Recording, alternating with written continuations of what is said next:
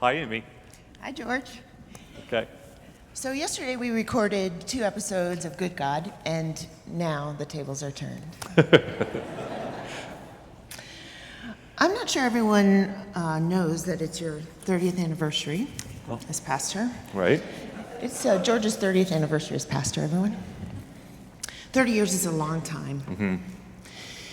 Tell us how you have seen this church grow and change over these 30 years, both pivotal moments in the life of the church, but also how your relationship with the church has changed as pastor and congregation. Well, I think, first of all, I'm really glad I came when I was 32 so that I can just make it to 30 years and still be with you and all of that.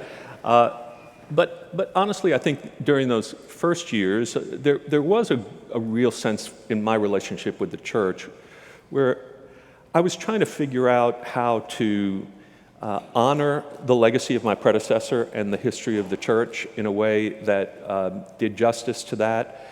And that was not always the easiest thing. I think a lot of people are grateful for the relationship that Bruce McKeever and I had, and I certainly am. But it took a long time to, I think, find my own voice. And I think it took the congregation a while to tune its ears to my voice, right? So I followed a man who was from the hills of North Carolina and never saw a G at the end of a word that he wouldn't drop, you know. And well, you know, and he was a storytelling preacher. And so, you know, I'm a New Yorker and I had just finished a PhD, and so I'm a lot in my head, and I'm so having to find my heart and learn how the congregation responds. That was a kind of first adjustment, I think, for both of us, right, during all of those years. And eventually you find that rhythm, you find that way of relating to each other. And I do think that over time, these things, I got a nice note from Ann Jernberg Scalfaro this week, where she sort of outlined my 3 decades and decades of the first decade being kind of helping us get oriented as a church to our identity in this new Baptist world as we left the Southern Baptist Convention and helped form the Cooperative Baptist Fellowship, ordained women. And that first decade was an awful lot about sort of resituating ourselves maybe within the Baptist movement and kind of thinking about who we were in that way.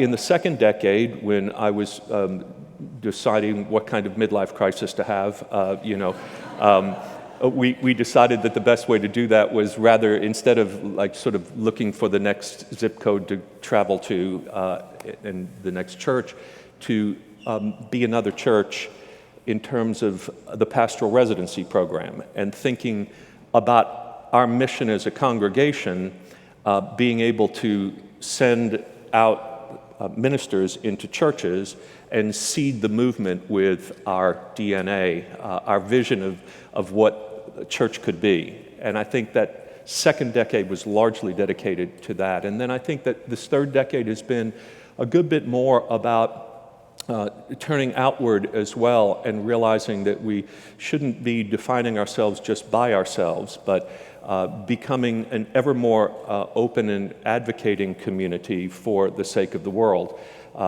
seeking to do justice and love mercy and walk humbly with God.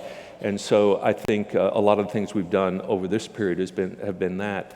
And so I guess the thing I would say is that we've changed together, right? I think we've had to figure out how the gospel was calling us to continue to be who we are, while doing all the perennial things of baby dedications and Sunday school and ordinary life that builds a church over time, and yet those very special moments when we made significant decisions to change course and move in certain directions, and both of those things have been important.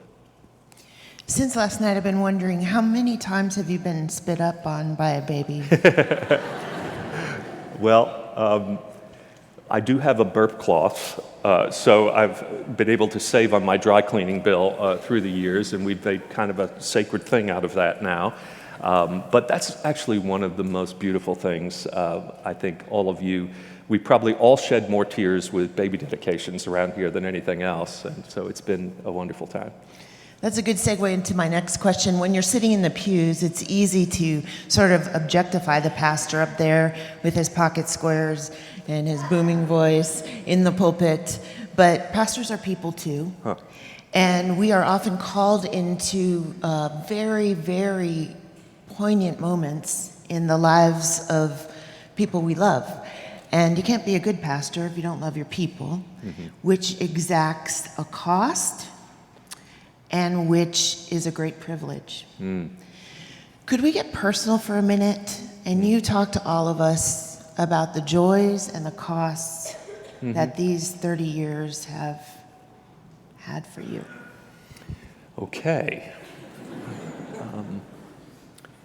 It is true that pastors get invited into the biggest moments of people's lives, that when there is a great new joy happening, we're often standing before them or with them or among them in ways that we are specially welcomed. It is also true that there are great tragedies that people go through and sorrows in life, and it is as much of an honor in those moments to be present and holy and sacred when other people are anxious or nervous, that we get to be present among them.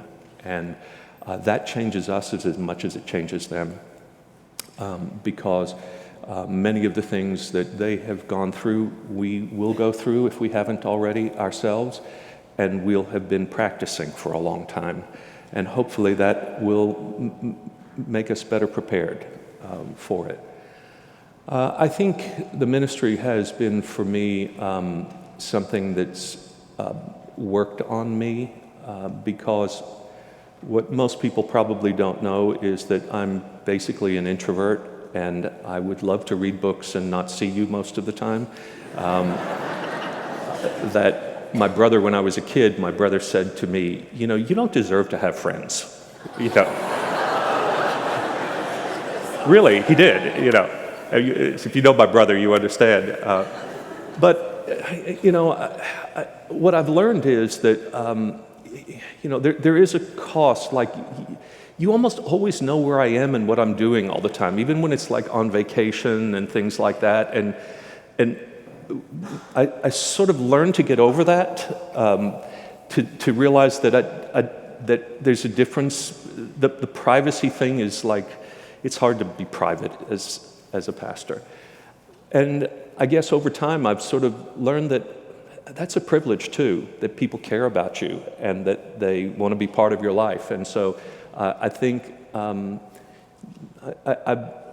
I've become more open, more honest about who I am, and more relational, I guess, as a result. So I guess that's a good thing, but it's been a little bit of a hard thing for me too. Thanks. That was vulnerable and transparent. Good modeling. Okay. Thank you. Thank you. I was instructed to do things like this with her, so it was like, now, promise me you'll be transparent. Okay, all right. Yeah. So let's talk about the future. Yeah. This is not your retirement party, but, You can see it from here. I I know, yeah. yeah. You have invested so much in this church, and they've invested so much in you. I know that you have hopes for Wilshire and for the larger Baptist family and for the Church of Jesus Christ in the world. Tell us about those. Well, I mean, obviously you do have hopes for your own church beyond your tenure, but it's not really up to me after that point. We all do what we can while we're here, and we make our contribution, and then it doesn't belong to us, right? It's although I hope us means still me among you and maybe out there, that would be nice. But in terms of Wilshire, I feel confident that Wilshire understands who she is as a congregation and recognizes that there are a lot of people who need the witness of this church. One of the things that I think has been a gift of Wilshire to the wider Baptist movement and Christian movement is that we have often been early adopters on key matters, whether it is seeing that we could no longer continue with the Southern Baptists in the direction that they were going, helping to start something new, to renew our Baptist identity in a new way, or the role of women in ministry, welcoming people from other baptismal traditions, and having an ecumenical hand or an interfaith presence, or obviously LGBTQ inclusion in the church.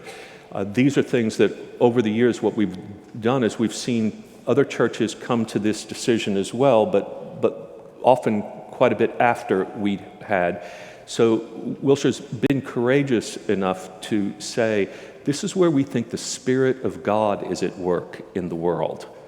And we have to try to keep up with God. This is not about us trying to get ahead of God, but keep up with where we think God is moving in the world. And I think that's what the church in the next generation will still need from Wilshire, that we'll have that kind of courageous witness. I also think it's true, Amy, that we'll have to continue to turn outward. That while we're renewing ourselves spiritually through spiritual formation and the regular practice of church life and our relationship with God, the world is broken and needs people who are committed to putting it back together. And I think that's the kind of church that we'll be. So I want to say again, as I did last night, thank you, Wilshire, and thank you, George, for teaching us what non-negotiable mutuality is. It's how we live best in the world. Congratulations. I love you, my friend. I love you too.